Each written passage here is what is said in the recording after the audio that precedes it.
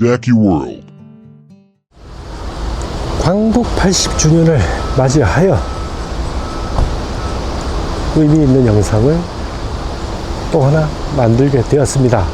지금 정면에 보이는 건물이 국립대한민국 임시정부 기념관입니다. 현재 서대문 독립공원, 즉 독립공원 내에 있는 하나의 기념관입니다. 저곳의 내부도 들어가 보고 싶지만 저는 내부의 모습보다 이 건물 자체에 대한 의미로 한번 영상을 시작해 볼까 합니다. 대한민국 헌법에 보면 이런 내용이 있습니다. 3.1운동으로 건립된 대한민국 임시정부의 법통을 개정한다, 이런 내용이 있습니다. 제가 왜 이런 내용을 말씀드리냐 하면 지금 건국절에 대해서 논란이 있습니다. 1948년 대한민국 정부가 수립될 때 그때를 건국일로 본다라고 하는 이런 말도 안 되는 얘기를 하는 분들이 있고, 또 일제시대 때 주권이 일본에 있고 김구 선생님의 국적이 일제시대 때 중국에 있네, 어떻게 그런 얘기를 하는지 저는 상식적으로 이해가 안 됩니다. 왜냐하면 저는 평범한 일반인이 지금 현재 역사에 흥미를 느껴서 공부를 하는 입장입니다. 2년 됐습니다. 굳이 2년을 공부 안 하더라도 조금만 자료를 찾아보고 공부를 하면 그 모든 내용이 다 풀리는 사실을, 그것도 공직자, 최고의 공직자에 있는 분들이 그런 역사관을 갖고 정치를 한다라고 하면 앞으로 우리나라의 역사는 어느 방향으로 갈지 정말 걱정이 이만저만이 아닙니다. 예를 들어서 윤석열 정부 때 저는 정말 걱정이 많이 됐습니다.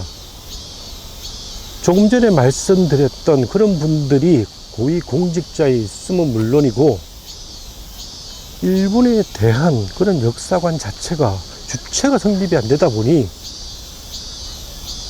저는 설마 독도까지 줄 것 같은 그런 걱정까지 하게 됩니다. 그런 걱정까지 일반 국민이 해야 된다는 것 자체가 정부로서 정말 책임을 느껴야 되고 반성을 해야 된다고 생각을 합니다. 물론 지금 이재명 정부가 들어서면서부터 아무래도 역사관에 대한 바로된 사상을 갖고 있는 분이 정치를 하기 때문에 기대는 큽니다. 제가 말씀드리는 기대는 다른 거 없습니다. 있는 그대로의 사실을 주장을 하자는 거죠. 처음에 보여드렸던 대한민국 임시정부 기념관은 왜 역사적으로 가치가 있고 조금 전에 말씀드렸던 논란을 잠재울 수 있냐 하면은, 임시정부의 역사적 가치를 말씀드리면 원래는 황제가 주권인 군주제의 나라였죠. 임시정부가 들어서면서부터 국민이 주인인 대한민국으로 이어집니다. 대한민국이라는 국가 이름을 쓰게 됩니다. 대한민국 국호가 임시정부 때부터 시작이 됩니다. 그때부터 헌법이 정해지고요. 태극기를 비롯한 국가 상징물을 그때부터 써온 것을 지금까지 씁니다. 이래도 그때가 건국이 아니다라고 얘기를 하면 그걸 어떻게 증명을 합니까? 이렇게 대한민국 임시정부가 들어서는 과정 자체도 상당히 중요합니다. 제가 3.1운동이 우리나라의 역사에 획을 긋는 사건이라고 말씀드렸죠. 3.1운동이 일어나면서부터 구심점을 찾게 됩니다. 연해주의 대한국민의회, 서울에 있는 한성 임시정부, 물론 상해 임시정부가 있었죠. 상해 임시정부가 4월 11일 날 설립이 됩니다. 그때를 우리는 건국일로 보고 있습니다. 이 세 조직을 합쳐서 하나의 구심점, 대한민국 임시정부가 1919년 9월에 설립이 됩니다. 다 3.1운동 이후에 일어난 일이죠. 지금 서대문 독립공원에 많은 독립과 관련된 건물들이 있습니다. 그 중에 가장 북쪽, 서대문 형무소의 북쪽에 있는 국립 대한민국 임시정부 기념관을 제가 제일 먼저 보여드리는 뜻은 중요한 부분도 있지만 논란의 중심에 있기에 오늘 영상 시작으로 합니다. 이 부분에 대해서 의문이 생기시는 분들은 자료를 찾아보고 공부를 하시다 보면 분명한 이유가 다 나옵니다. 제가 간략하게 설명을 드렸습니다만 의심을 하시는 분들이 분명히 생길 겁니다. 반론을 제기하시는 분들도 계실 거고, 제가 주장하는 거 아니고요. 역사학자들이, 전문적인 역사학자들이 밝혀놓은 사실을 말씀드리는 겁니다. 헌법에도 나와 있는 내용을 거부하면 안 되겠죠. 서대문 형무소 역사관을 지난 영상에서 보여드렸습니다. 오늘은 서대문 역사관 주변에 있는 다른 의미 있는 곳을 찾아볼까 합니다.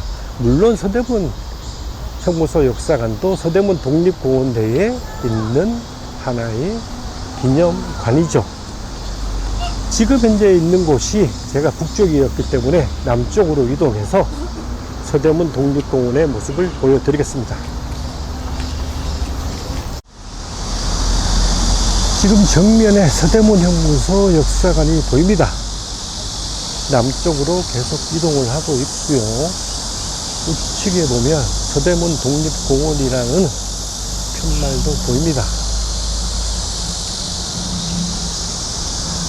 생각보다 부지가 상당히 넓습니다.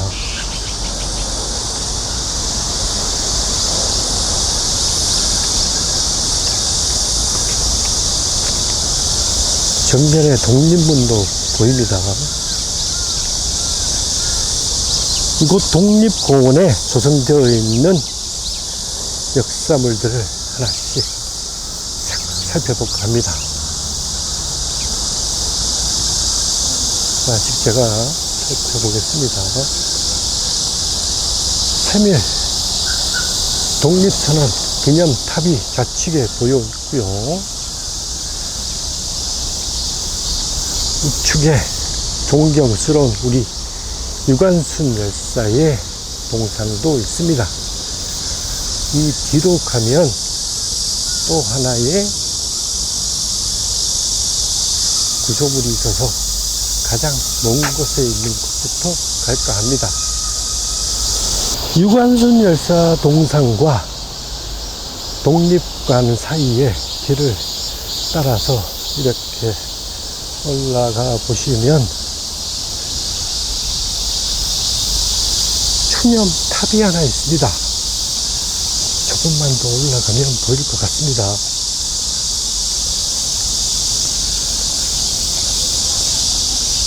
순국선열 추념탑이라고 하는 건물이 하나 있습니다.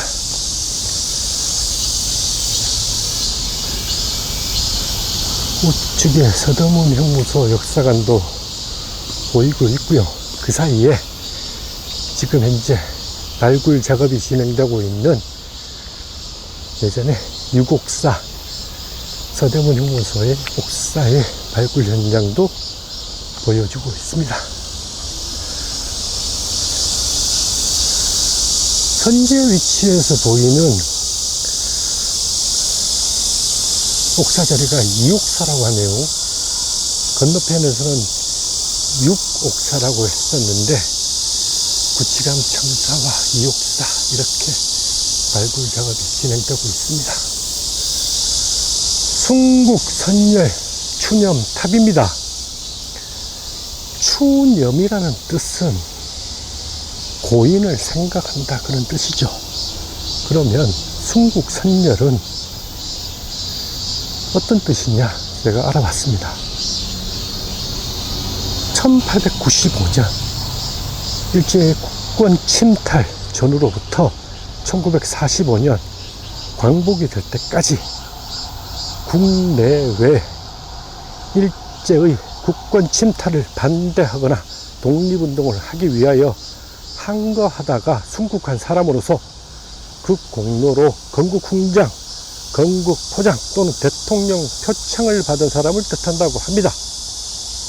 즉 나라를 위해 목숨을 바친 열사라고 하죠. 11월 17일이 순국선열의 날이라고 합니다.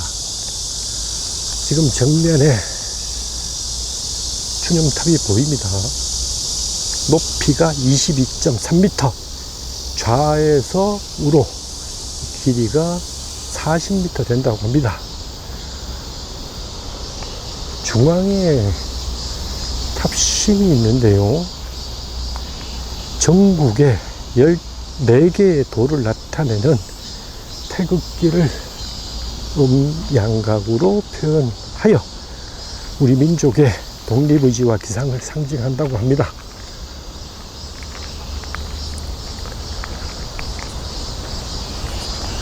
이곳이 너무 외진 곳에 있어서 사람들이 그렇게 많이 찾지는 못하는 것 같습니다. 한번 올라가 볼게요.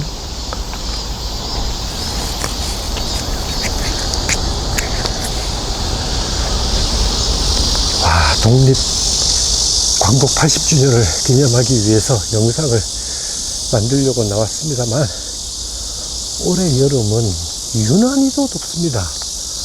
와, 정말 온몸이 다 젖은 것 같습니다. 하지만 뜻깊은 영상을 만들기 위해서 최선을 다하고 있습니다. 지금 추념탑 가장 좌측입니다.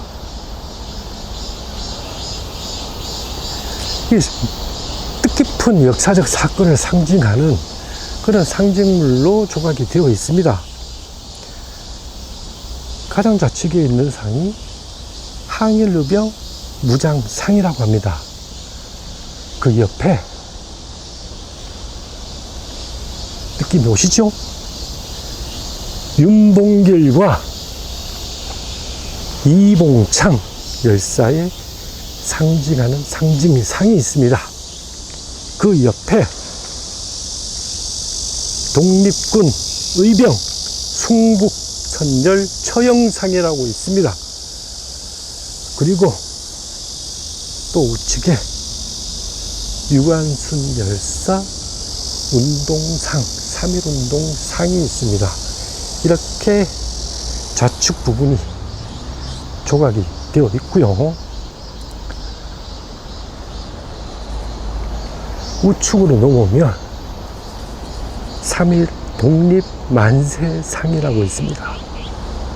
그리고 옆에 보시면 안중근 의사 이토 히로부미 저격상,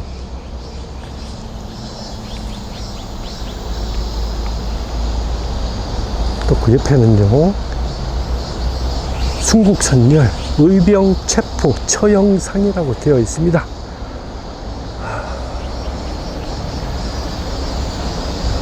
제일 끝에는 청산리 전투상이라고 되어 있습니다. 이 청산리 전투는 독립군의 승리 중에 가장 큰 승리라고 하죠. 이 모든 독립운동의 투쟁의 모습이 3.1운동 이후에 적극적으로 펼쳐졌다는 거죠. 3.1운동 이후에 봉오동 전투가 있었고요. 그 승리로 인하여 청산리 전투까지 이어지죠. 그런데 이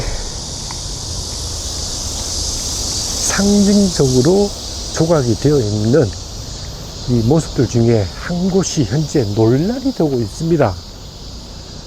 그 논란이 되고 있는 곳으로 한번 가보겠습니다. 저도 너무 궁금해서 이 상이 왜 논란이 되고 있는지 나름 자세히 알아봤습니다. 지금 이 모습입니다. 독립군 의병 순국선열 처형상이라고 되어 있습니다. 이 처형이 되고 있는 사람이 의병이 아니라 범죄자를 처형하는 그런 모습이라고 하는 논란이 있습니다.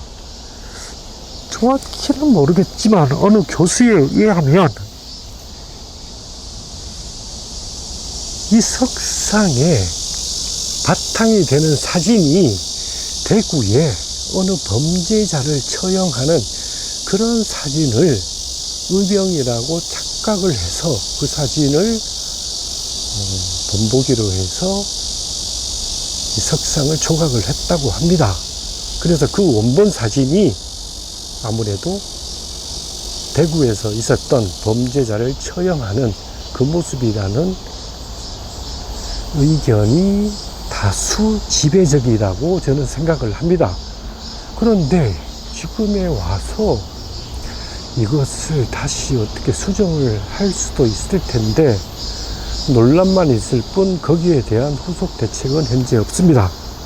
일단 논란이 되고 있는 그런 상징적인 그런 석상의 모습이라고 말씀을 드립니다. 이렇게 해서 추념탑에 대한 모습은 보여드렸고요. 밑에 보시면 이렇게 글로 순국선열 추념탑기라고 있습니다. 다 읽어봤으면 좋겠지만 항일 투쟁사가 기록이 되어 있다고 합니다. 이렇게 추념탑에는 독립운동을 향한 이런 상징적인 석상과 더불어 그 기록이 이렇게 추념탑에 존재되어 있습니다. 이렇게 해서 순국선열 추념탑의 모습을 보여드렸고요. 다시 유관순 열사 동상 있는 곳으로 내려가 보겠습니다.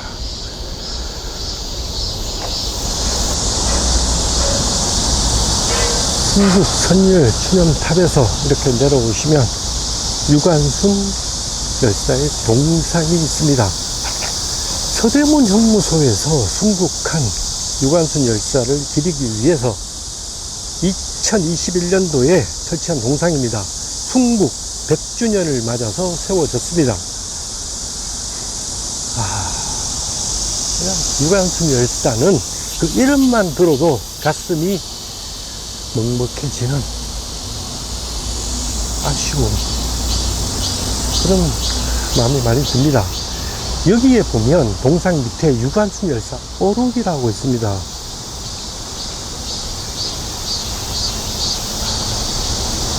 한번 읽어보십시오. 유관순 열사의 마지막 유언이라고 합니다.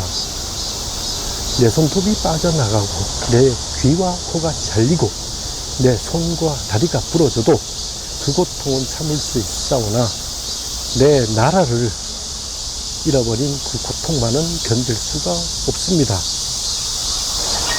나라를 위해 바칠 목숨이 하나밖에 없는 것만이 나의 유일한 슬픔입니다. 만약에 여러분들이 일제강점기에 존재를 했다면 과연 어떤 모습으로 살아갔을까요? 저도 그런 생각을 해봤습니다. 만약에 내가 일제강점기 때 살아가고 있었다면 과연 독립운동을 했을까? 아니면 친일파가 되어서 일제와 타협을 하여 편안한 삶을 살았을까? 솔직히 당연히 독립운동을 했겠지요 라고는 장담을 못할 것 같습니다. 왜냐하면 가족이 있는 한 모든 걸 버리고 나라를 구하러 모든 걸 바치기가 쉬운 일은 아닙니다. 그 쉽지 않은 일을 하신 분들에 대한 존경과 감사의 마음은 우리가 항상 가져야 된다고 생각을 합니다. 유관순 열사의 동상을 보면 정말 우리나라의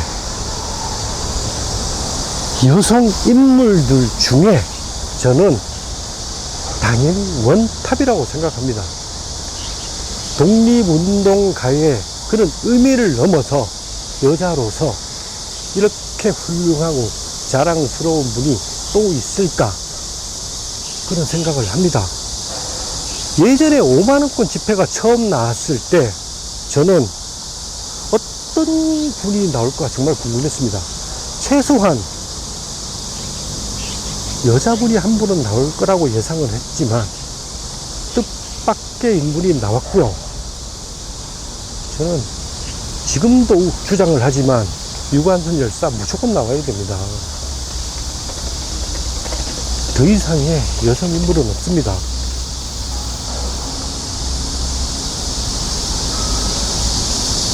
여성일 뿐만 아니라 우리나라 독립운동 사에도 일대 획을 그은 분이기 때문에 단순한 3.1운동, 만세운동의 개념을 넘어서 그 3.1운동으로 인하여 얼마나 많은 분들이 희생과 헌신을 하셨습니까? 그분들을 대표하는 인물이라고 생각합니다. 단순히 일개의 한 여성이라고 생각을 하지 않고 그 모든 독립운동, 만세운동을 펼쳤던 그 모든 분들을 대표하는 그런 인물이 유관순 열사가 아닐까, 저는 그렇게 생각합니다. 조금 전에 5만원권 집회에 대한 얘기가 나와서 말인데요, 우리나라의 집회 중에 독립운동가 한 분도 안 계십니다. 이해를 못하겠습니까? 저는 정말 이해가 안 됩니다. 독립운동가들의 그런 헌신이 없으면 지금 이 나라 이 땅을 지킬 수가 있었겠습니까? 그런 의미를 왜 저버리는지 제 개인적인 생각으로는 해방 전에 일제 빌붙어서 부와 권세를 누리던 친일파들이 광복 후에는 숨어 살고 처단을 받아도 마땅한데 오히려 더 부와 권세를 누리다 보니 그 사람들이 자기들의 삶, 자기들의 안전을 위하여 이 독립운동가들을 내세우는 것을 꺼리는 것 같다라는 생각을 해봅니다. 왜냐하면 독립운동가들을 추대를 하게 되면 당연히 친일파들이 처단을 받겠죠. 그 처단을 받기 위해서는 독립운동가들을 아무래도 떠받들기를 꺼리는 것 같다는 생각을 해봅니다. 그렇지 않고서는 그렇게 한 분도 집회의 주인공이 되는 분이 없으니 솔직히 이해가 되지는 않습니다. 그렇다고 해서 지금 현재 집회에 나오시는 인물들이 부족하다는 뜻은 절대로 아닙니다. 오해는 하지 마시고요. 아쉬운 부분을 말씀드립니다. 유관순 열사에 대해서 간단하게 설명을 안 드릴 수는 없죠. 지금 밑에 보면 유관순 열사에 대해서 이렇게 설명이 나와 있습니다. 너무 어렵고 난해하고 복잡하기 때문에 제가 간략하게 설명을 한번 드려볼까 합니다. 유관순 열사는 1902년도에 태어났고요. 원래 집안이 부유한 집안이라고 볼 수 있죠. 아버지가 학교를 운영을 하는 분이고요. 어머니도 식민교육을 받았습니다. 그런 부모 밑에서 당연히 여자이지만 교육을 제대로 받았던 분이죠. 집안이 기독교 집안입니다.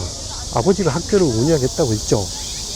충청남도 공주시에서 선교 활동을 하던 선교사가 있었습니다. 그 선교사의 추천으로 사촌 언니와 함께 이화학당에 입학을 합니다.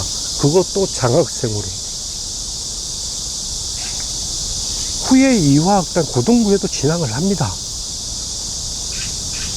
보통의 여성은 아니죠. 이렇게 배움을 갖고 신분하게 깨우친 분이 나라를 위해서 헌신을 하면 이렇게 훌륭한 유관순 열사가 되지만, 그것을 일제와 손을 잡아버리면 배정자, 김한란 이런 이상한 여자들처럼 나라를 팔아먹고 나라의 여자들을 일본에 팔아먹는 그런, 정말 그런 사람들은 언제 제대로 처벌을 받을지 저는 생각을 하면 할수록 분노가 치밀어는 인물들입니다. 이 유관순 열사가 3.1운동 때 7.99들과 함께 학생 결사대를 만듭니다. 당연히 3.1운동 때 시위에 나가죠.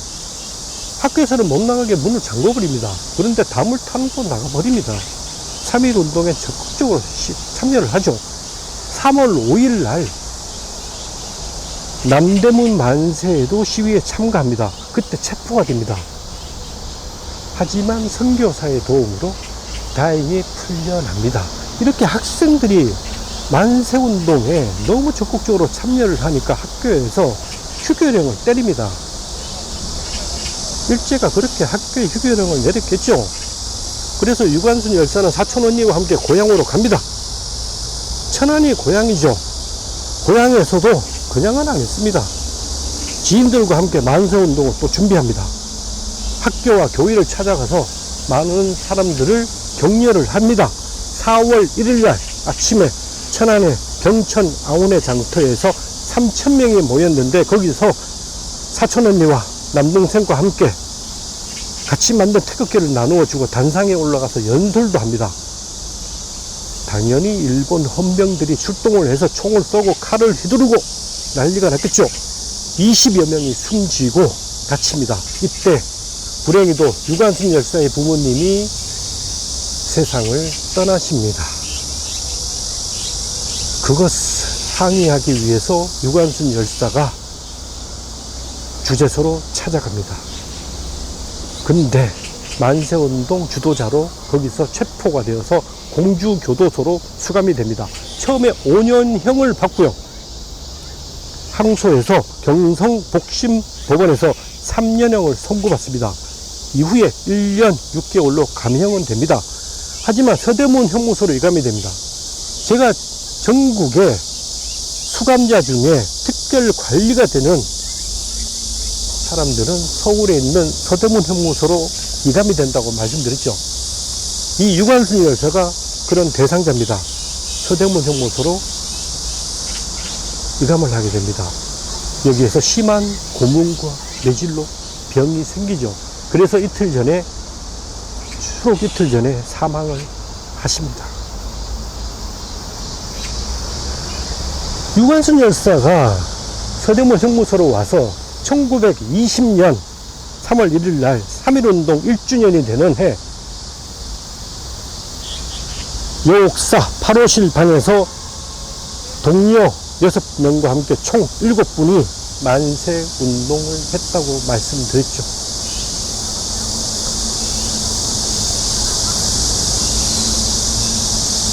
돌아가신 후에도 고문과 폭행의 흔적이 남아서 일제가 시신인도를 거부했었고, 이화학당의 교장과 선교사들이 협박을 해서 겨우 시신을 인도받아서 정동교회에서 장례식을 치렀습니다.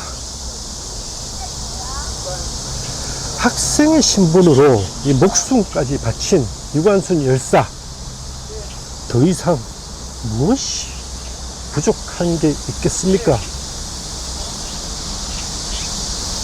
남성과 여성의 성을 떠나서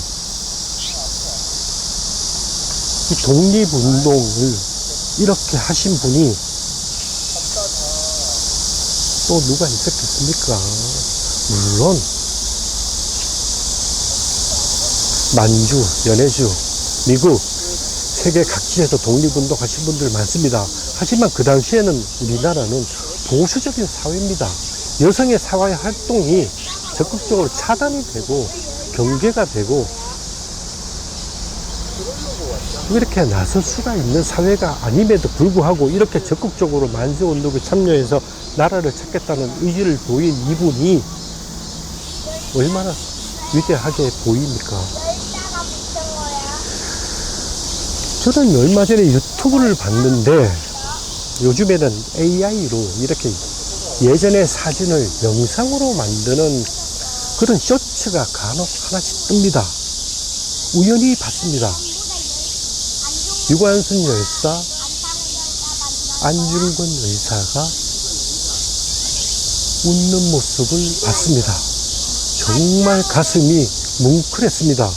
왜냐하면 이분들은 광복이 되기 전에 일제의해서 생을 마감하신 분들입니다. 물론 우리 모두는 광복의 기쁨을 맛을 보고 있죠.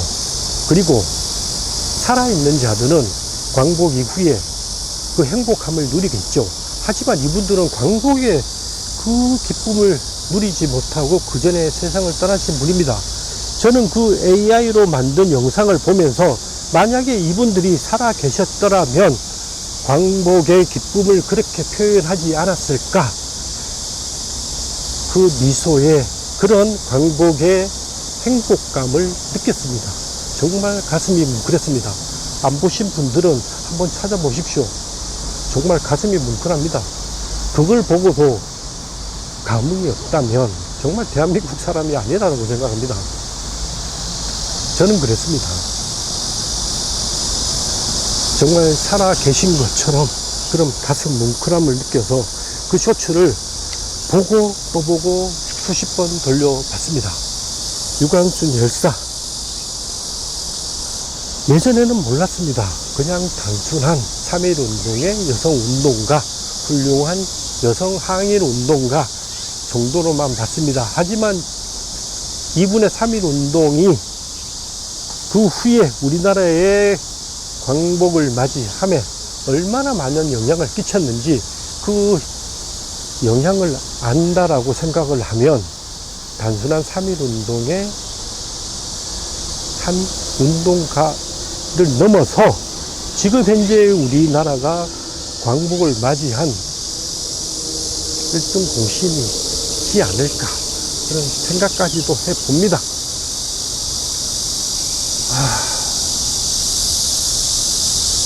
봐도 자랑스럽습니다. 유관순 열사 동상을 보고 있으면 맞은편에 또 하나의 기념탑이 있습니다. 3.1 독립선언 기념탑이라고 있습니다. 여기서는 제가 조금 짜증을 낼 수 있습니다. 이해해 주십시오. 왜 짜증을 내는지 보시면 알 것 같습니다. 1919년도에 3월 1일 날 만세운동을 하기 위해서 오후 2시에 손병희 등 민족 대표 33인이 인사동의 태화관에서 모입니다. 거기에 기독교인 16분, 천도교 15분, 불교 2분, 총 33분이 태화관에 모였다고 합니다. 지금 여기에 보면은 33인의 족적이라고 해야 하잖아요.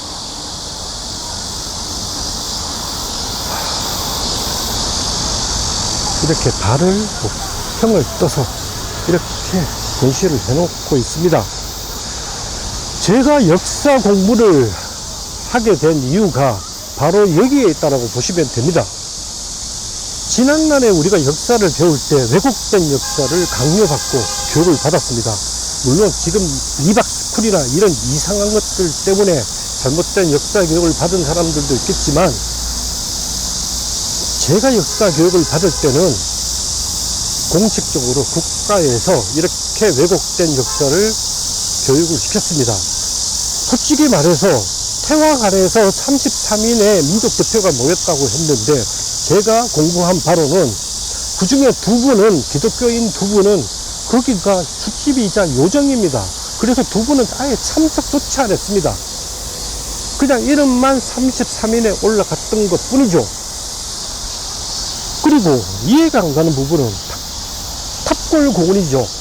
거기에서 기비독립선언문을 발표하면서 만세운동을 펼치기로 했으면 거기에서 모였어야지 왜 태화관이라는 이상한 술집 요정에서 모여서 만세운동을 하고 총독부에 전화를 걸어서 우리가 만세운동을 했으니 자수합니다, 잡아가세요 라고 해서 전화까지 해서 헌병이 와서 그 사람들을 잡아가고, 탑골공원에 모여있던 많은 군중과 학생들은 이런 민족 대표들이 오지를 않으니 독립운동을 하러 나가야 되는데 가지도 못하고 기다리고 있고, 그 학생 대표들이 물어물어 찾아가서 태화관을 가보니 이 사람들은 총독부의 헌병들에게 끌려가서 만세운동을 할 수가 없는 상황이고, 결국은 학생들 대표와 군중들이 기비독립선언을 선언을 하면서 만세운동이 시작이 됐습니다라고 저는 공부를 배웠습니다.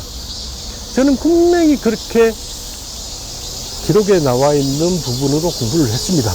지금까지 제가 학교에서 어릴 때 배웠던 3.1운동의 개념과는 하늘과 땅 차이입니다. 너무나 역사에 왜곡된 부분이 많아서 정말 이게 사실일까? 라는 그런 의문점으로 공부를 시작했습니다. 제가 역사 공부를 시작하게 된 계기가 바로 이겁니다. 도대체 우리가 배웠던 역사의 교육의 진실은 어디까지가 진실이고 어디부터가 진실인지 그걸 알아보기 위해서 공부를 시작하게 됐습니다. 지금도 천안의 독립기념관에 33인의 동상이 있죠. 저는 아무 의미가 없다고 생각을 합니다. 그분들이 한 게 뭐가 있냐는 거죠. 그분들은 민족 대표 33인은 자기들의 목숨을 부지하기 위해서 태화관에서 소리나 질렀겠습니까? 정말 만세운동이라고 하기는 했을까 의문이 생깁니다. 자수하죠. 자수해서 훈련하죠. 하지만 일반 군중과 학생들은 총과 칼에 대항을 해서 거리에 나와서 만세운동을 부르다가 죽은 사람이 도대체 몇 명입니까? 민족 대표 33인은 그거를 보고도 책임을 안 진다라고 하니 그 사람들은 어떻게 우리가 민족 대표 33인이라고 생각을 할 수 있습니까? 저는 절대로 그 사람들을 민족 대표 33인이라고 절대로 인정을 못할 것 같습니다. 지금 이곳이 3.1운동 선언 기념탑입니다. 여기가 모화관은 아니지, 태화관은 아니지 않습니까? 태화관에서 민족 대표 33인이 만세운동을 했지 않았습니까? 자수했듯이. 차라리 이곳을 태화관처럼 꾸몄어야죠. 제가 너무 선을 넘나요? 저는 틀린 말은 아니라고 생각합니다. 이 민족 대표 33인이 변명이라고 내놓은 것이 어떻게 얘기를 했냐? 참, 기가 찹니다. 기가 차. 탑골공원에 군중이 많이 모여 흥분하여 폭력 사태가 우려되어서 태화관으로 이동을 했다고 합니다. 이게 말이 됩니까? 이미 태화관으로 가기는 그 전날, 전전날 다 예정을 했던 거죠. 그래서 기독교인 두 분도 교회 다니기 때문에 술집이라서 안 간 거고요. 그리고 이게 말이 안 되는 게 처음에 3.1운동을 할 때 이렇게 많은 사람들이 탑골공원에 모이리라고는 그 누구도 예상을 못했습니다. 그렇게 많은 사람들이 탑골공원에 모여서 독립만세운동을 펼칠지는 예상을 못했기 때문에 군중이 많이 모여 흥분하여 폭력 사태가 우려된다라고 하는 표현도 그 후에 사람들이 많이 모여서 군중들이 모였는 걸 확인했기 때문에 이런 변명을 내놓는 거죠. 일단 태화관 자체에서 모인 것만으로도 역사적인 책임은 피할 수가 없다라고 생각을 합니다. 이 탑이 높이가 뭐 4.2m다. 민족 대표 33인의 이름이 판각되어서 뭐 어쩌고 저쩌고 합니다. 서대문 독립공원에 현재 독립을 위한 기념탑으로 존재가 되어 있습니다만 저는 감히 이 추념탑이 이 유관순 열사 동상 앞에 버젓이 있는 것 자체가 기분이 좋지가 않고,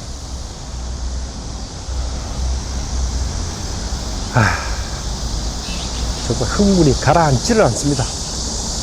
이해를 바랍니다. 제가 역사 공부를 시작하게 된 계기가 바로 여기에 있다 보니 지난날의 역사 교육에 정말 잘못된 부분이라고 지적을 하고 싶고요. 앞으로 정말 제대로 된 역사관으로 역사 교육을 해서 이 억울하게 나라를 위해서 희생하신 분들이 존경받고 그 후손들이 대우받는 그런 나라가 됐으면 하는 바람입니다. 자, 다음으로 넘어가겠습니다. 유관순 열사 동상의 북쪽으로 보면 이렇게 독립관이라고 있습니다.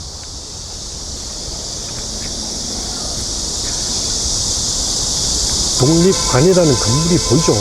우리가 전통 궁궐에서나 볼 수 있는 한옥 건물로 이렇게 단층으로 지어졌습니다. 그리고 또 이렇게 좌측을 보면 중앙에 동상이 하나 있습니다. 자, 제가 조금 더 당겨 보겠습니다.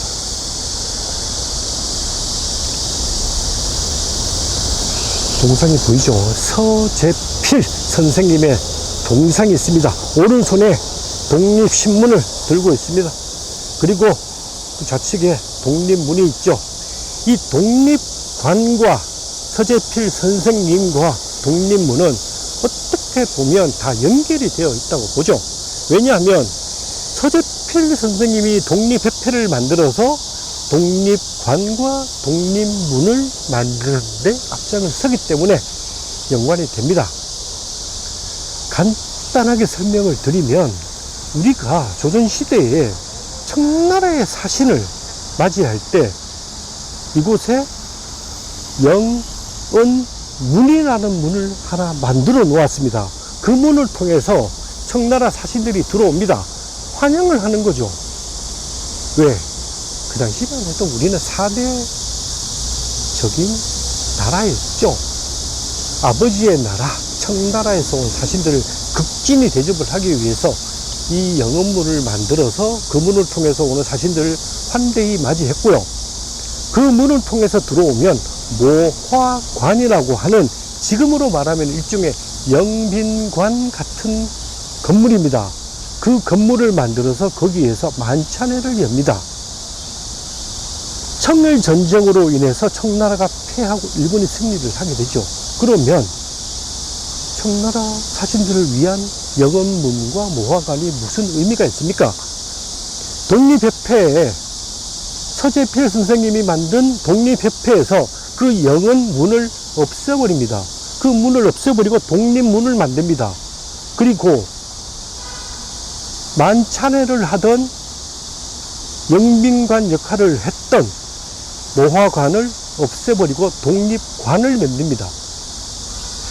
이 독립관이 예전에 영빈관으로 쓰였던 모화관 건물을 독립관으로 바꾸었다고 보시면 됩니다. 근데 원래 위치는 지금 이곳이 아니고 지금 이곳보다 약간 남쪽으로 지금 보일까 싶습니다. 남쪽으로 한 350여 미터 밑에 있었다고 합니다. 지금은 저쪽에 무슨 독립문 지하주차장 건물이 들어선다고 하는데요.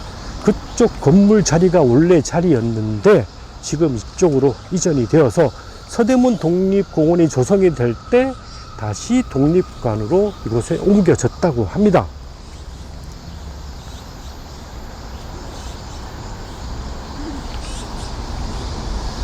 이 독립관이 아무래도 서재필 선생님과 연관이 아주 많죠. 독립협회에서 거의 사무실로 썼던 공간이라고 생각하시면 됩니다. 이 독립협회는 서재필 선생님이 만드셨고요. 독립협회에서 독립신문도 창간합니다. 이 독립신문이 우리나라 최초의 민간신문이자 한글신문입니다. 최초의 신문은 한성순보라고 저는 알고 있거든요. 한성순보. 하지만 우리 자체적으로 대중과 소통할 수 있는 민간 신문이자 한글 신문이 우리나라의 최초의 언론이다라고 보통 우리는 그렇게 생각합니다.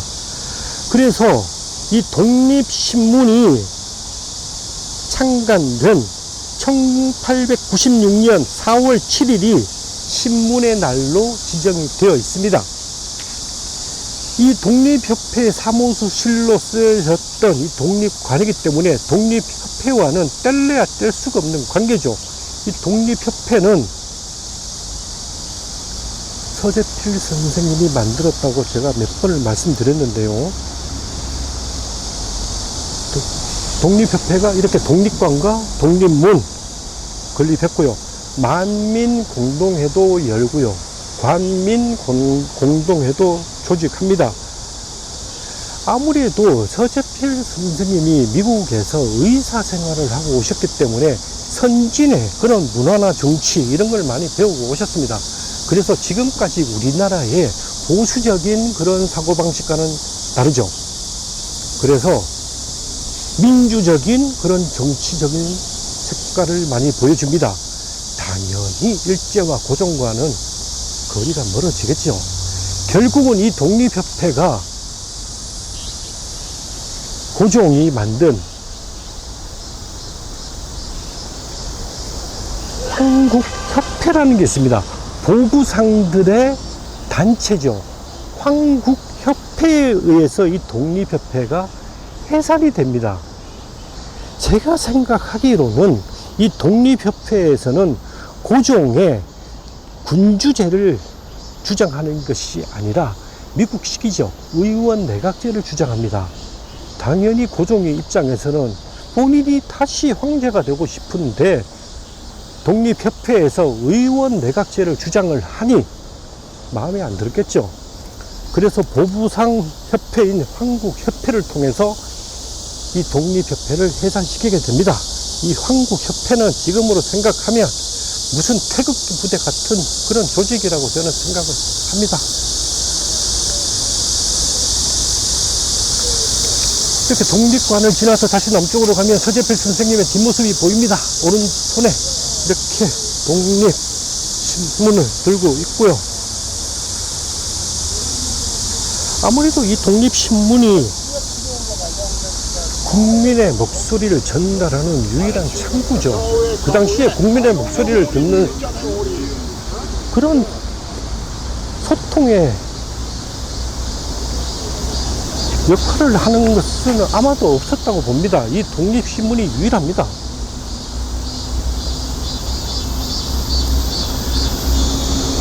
이 서재필 선생님도 유관순 열사 못지않게 정말 위대한 분이라고 저는 생각을 합니다.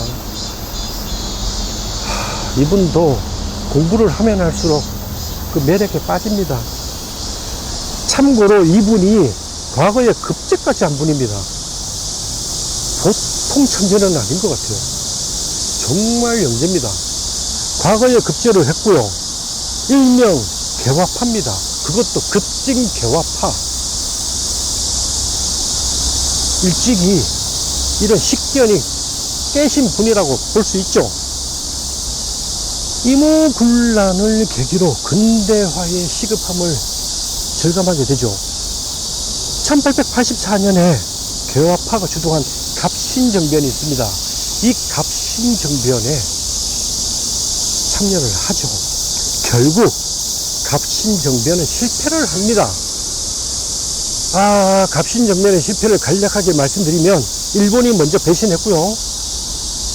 민비가 청나라,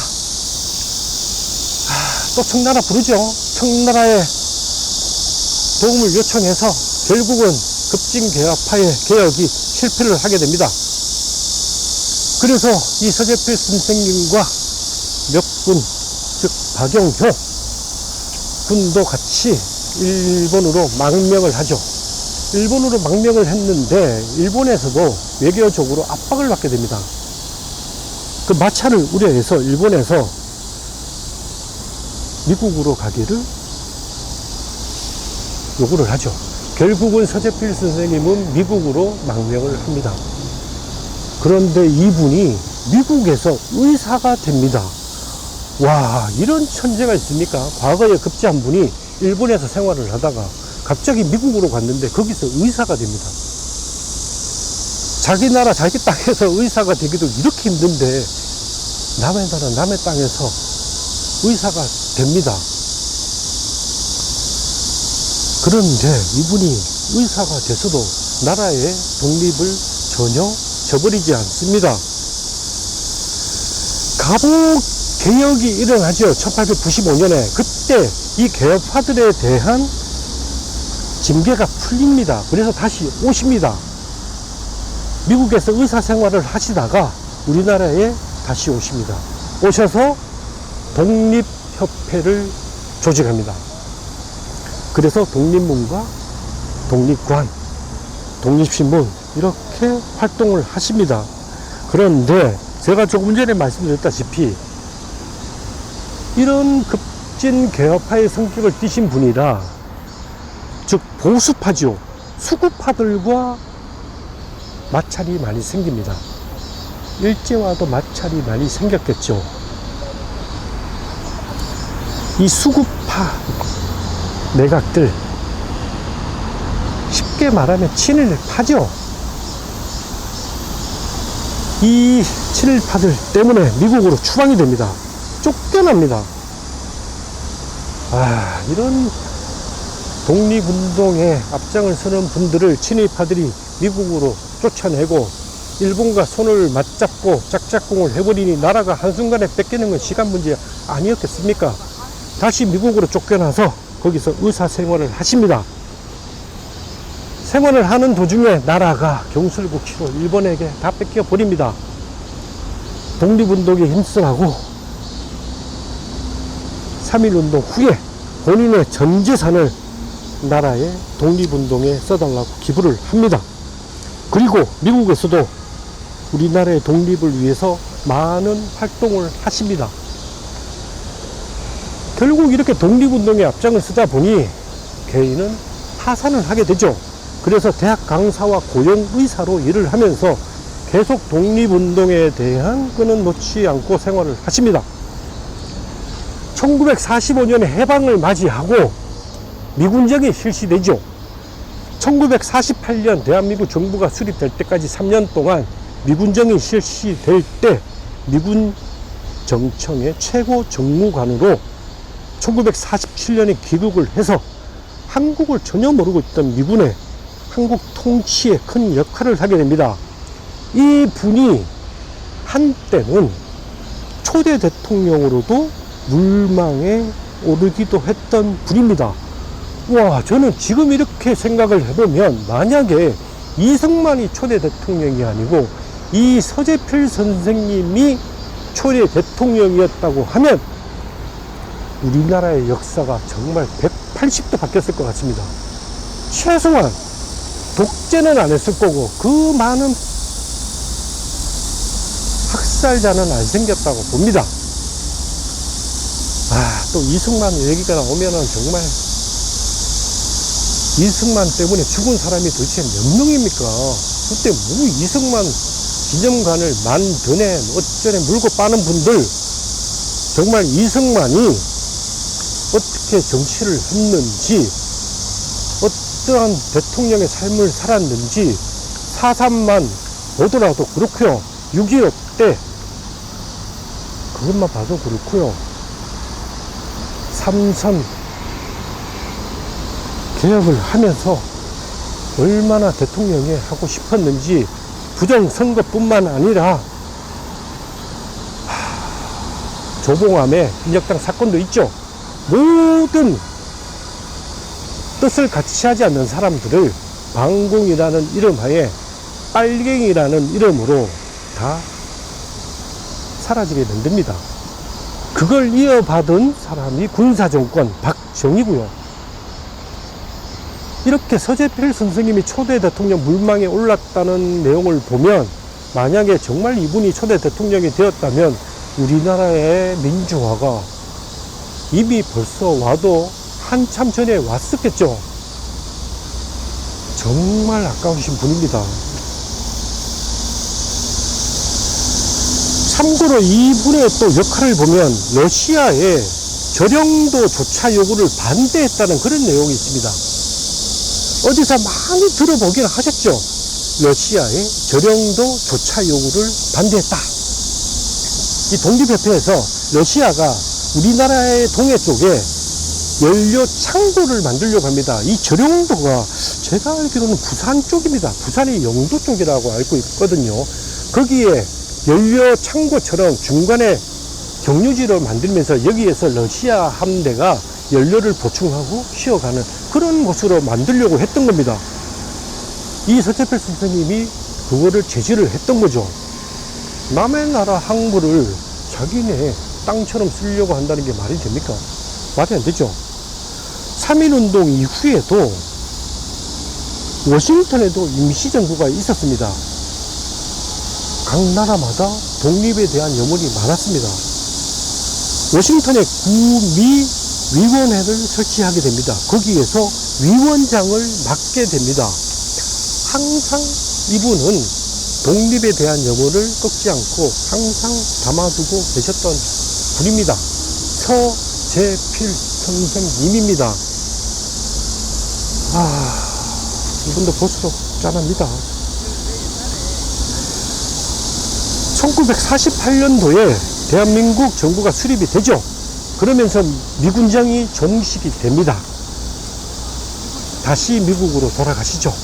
1951년도에 미국에서 생을 마감하십니다.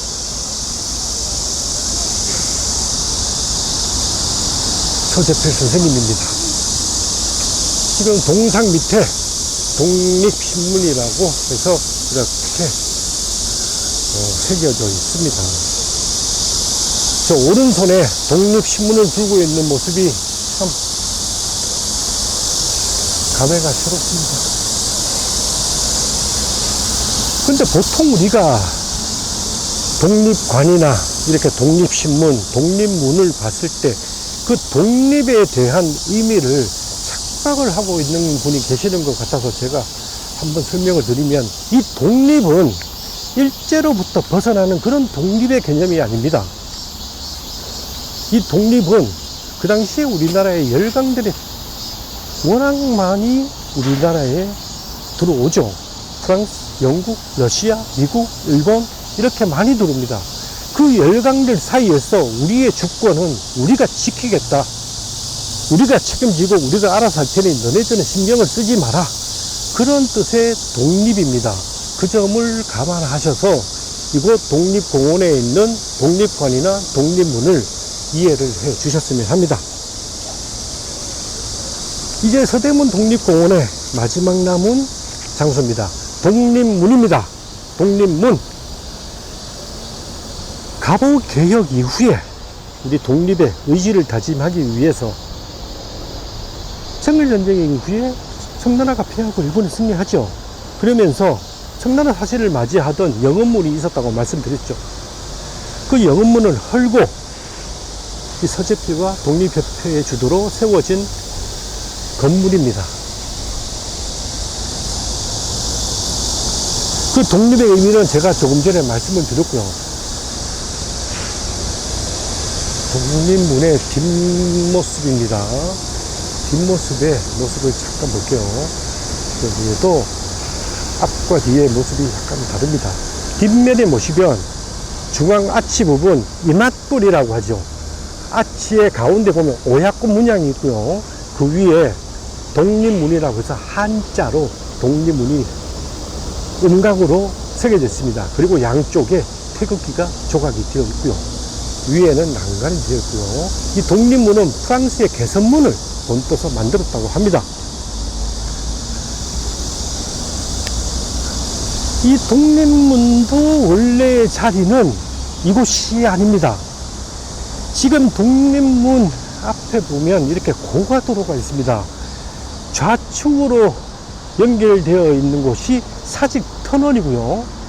이 고가도로의 우측이 금화 터널이라고 하는 터널이 있습니다.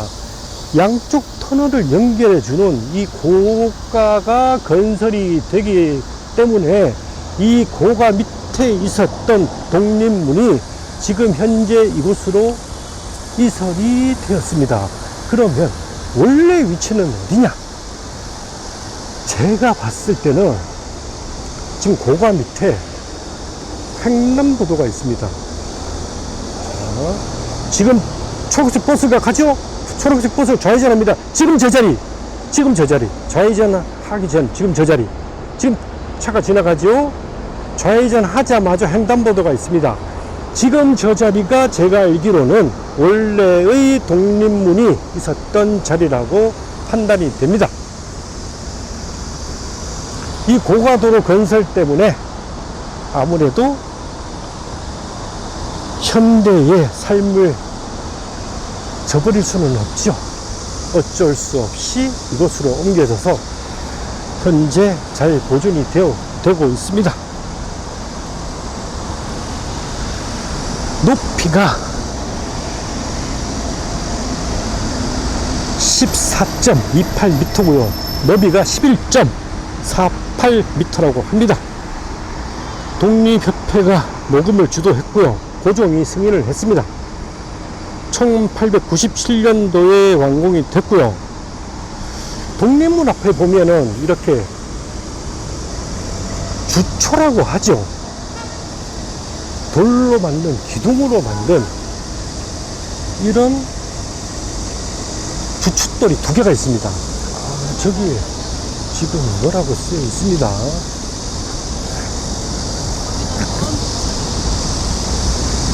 영언문 초석이라고 되어 있습니다. 예전에 청나라 사실을 맞이했던 영언문이 있었다고 말씀드렸죠. 그 영언문에 기둥이 되는 초석입니다. 그 초석을 예전에 독립문 자리에서 이곳으로 옮길 때 그 영언문의 초석도 같이 이곳으로 옮겼다고 합니다. 아무래도 영언문이 이제는 의미가 없다는 거죠. 중국의 간섭에서 이제는 완전히 벗어났다는 사실을 기념하는 뜻이라고 합니다. 그리고 우리의 힘으로 이제는 독립을 할 수 있기 때문에 이 영언문은 의미가 없다고 판단이 된 거죠. 독립문의 정문입니다. 앞문입니다. 정면의 모습입니다. 조금 전에 뒷면의 모습과 조금은 다른 모습 부분이 뒷면에는 독립문이라고 하는 한자가 쓰여져 있죠. 여기는 한글로 독립문이라고 쓰여 있습니다. 그리고 아치형 문에 중앙에 오약금 문양, 대한제국의 문양이 들어가 있고요. 독립문 좌우에 태극기 문양으로 음각으로 조각이 되어 있습니다. 제일 위에는 난간석으로 구성이 되어 있고요. 프랑스의 개선문 양식을 본받았다고 말씀드렸습니다. 이렇게 안으로 들어오면 좌측에 문이 하나 있습니다. 옥상으로 올라가는 그런 문이라고 합니다. 정말 올라가 보고 싶은 마음이 간절합니다. 올라가서 보는 그 경치도 상당히 좋을 것 같습니다.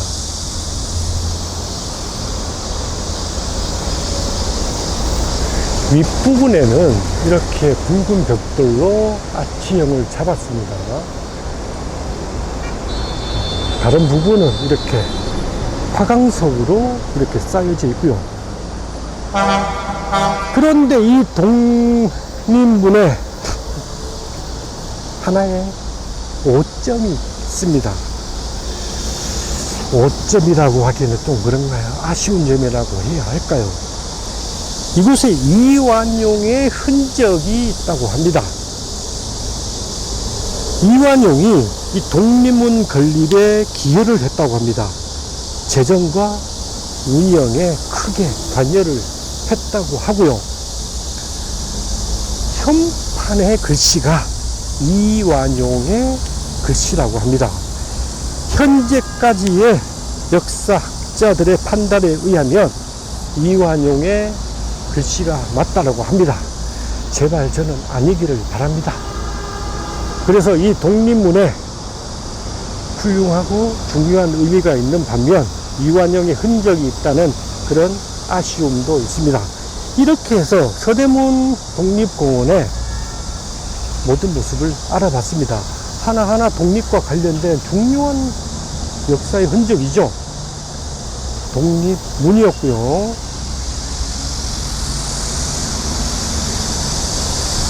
그리고 서재필 선생님의 동상이 있었고요. 그리고 독립관이 있었고요. 3.2 기미 독립선언 기념탑이 있었고요. 순국 선열 추념탑이 있었고요. 그리고 서대문 형무소 역사관이 있었고요. 대한민국 임시정부 기념관도 있었습니다. 모두 서대문 독립공원에 있습니다. 이렇게 독립의 기쁨을 맞이하는 오늘날을 살아가는 우리 모두가 이 해방의 소중함을 느끼듯이 광복절을 맞이하여 제 나름대로 의미 있고 뜻깊은 영상을 만들려고 이곳 서대문 독립공원으로 나와 봤습니다. 아무쪼록 광복의 기쁨을 느끼는 것도 중요하겠지만 많은 독립운동가들의 희생과 헌신을 잊어서는 안 된다고 저는 생각을 합니다. 그 헌신과 희생에 감사하는 마음으로 오늘 영상을 마치겠습니다. 다음 영상까지 안녕히 계십시오. 고맙습니다.